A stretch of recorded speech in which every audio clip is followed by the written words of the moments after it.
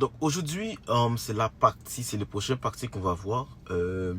Haïti, berceau de la première révolution noire de l'histoire moderne.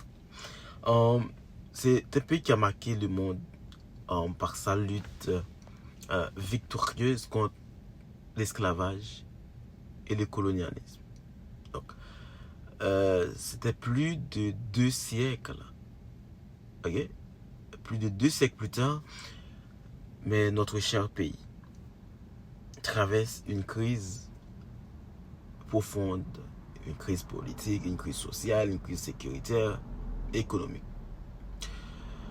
Dans un contexte de délitement de l'État, d'insécurité croissante et de la pauvreté généralisée, peut-on envisager une nouvelle révolution haïtienne au XXIe siècle? Donc, sous quelle forme? Avec quel acteur? Et quel objectif? Donc, on sait que il y a des obstacles majeurs. Donc, la première chose qu'on va voir avec moi, c'est une crise politique profonde.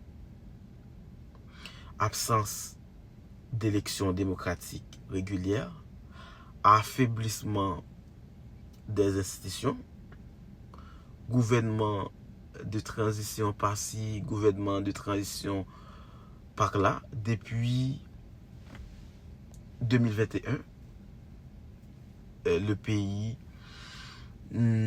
pas d'élection, pas de président élu, pas de législative, il n'y a rien, c'est juste des transitions, des groupes, des politiciens, c'est des gens qui n'ont aucune légitimité populaire, mais c'est eux qui prennent des décisions pour le peuple haïtien. Une détresse sociale généralisée, chômage massif, pauvreté extrême, donc accès limité à l'éducation, à la santé, à la sécurité, et il y a une forte migration massive, perte d'espoir, sans aucun futur. Avoir une jeunesse mobilisée consciente, mouvements sociaux plutôt caribés, challenge, manifestations contre la corruption, donc utilisation des réseaux sociaux comme espace d'expression et de contestation. Donc, quels sont les obstacles majeurs pour avoir une révolution classique, mais différente de celle qu'on avait eue en 1804? Okay.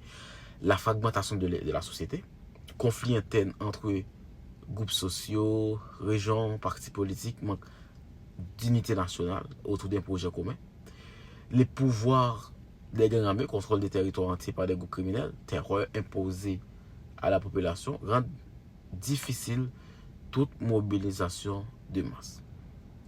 Donc, intervention internationale, soit ONU, OEA, États-Unis, Canada, la France, etc., aide humanitaire détournée de dépendance externe vers une révolution différente qui pour amener les nouvelles voies au changement. Une révolution citoyenne pacifique, mobilisation des jeunes, mobilisation des femmes, mobilisation des intellectuels, revendication pour une nouvelle constitution, justice sociale, lutte contre la corruption, etc. Une révolution culturelle et éducative, l'importance de la conscience historique de l'identité nationale, éducation comme outil, émancipation des transformations, une refondation de l'État par des moyens démocratiques, réforme profonde de la gouvernance, inclusion des diasporas haïtiennes dans le développement du pays.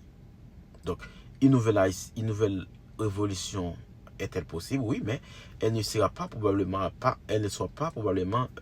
armée comme en 1804. Ce sera une révolution des idées, une révolution des structures, des mentalités et de la gouvernance. Le défi pour Haïti aujourd'hui n'est pas seulement de faire tomber un régime, n'est pas seulement de prendre le pays, de dire que la classe bourgeoise doit exclure. Non, on devrait avoir une évolution des idées, des structures, des mentalités et de la gouvernance.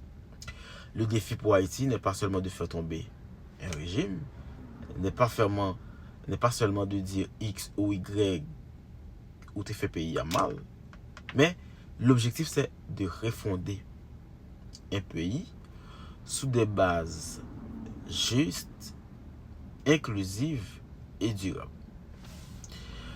On sait que c'est pas quelque chose qu'on va apprendre comme ça, ok?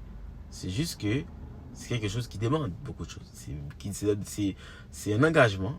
On sait que ça demande beaucoup parce que notre pays est en détresse et les gens souffrent beaucoup.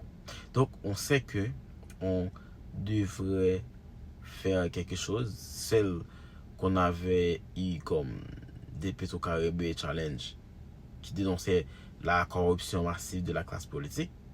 Les réseaux sociaux pourraient jouer un rôle important dans cette prise de conscience collective et ça va permettre aux jeunes de s'informer, de s'exprimer et de se mobiliser. Donc, en gros, c'est ça qu'on va voir avec moi. Et puis, on va vous donner un autre rendez-vous pour le prochain épisode dans lequel on va vous parler qu'est-ce qu'on va faire, qu'est-ce qu'on devrait faire. Ok? Est-ce que c'est possible pour avoir une évolution au 21e siècle? Même si c'est pas la même chose qu'on avait eu à 204, mais on va faire le nécessaire. Donc, merci guys. À la prochaine, ok, pour une nouvelle vidéo. Toujours, est-ce que c'est possible d'avoir une évolution haïtienne? Merci guys, et notre rendez-vous.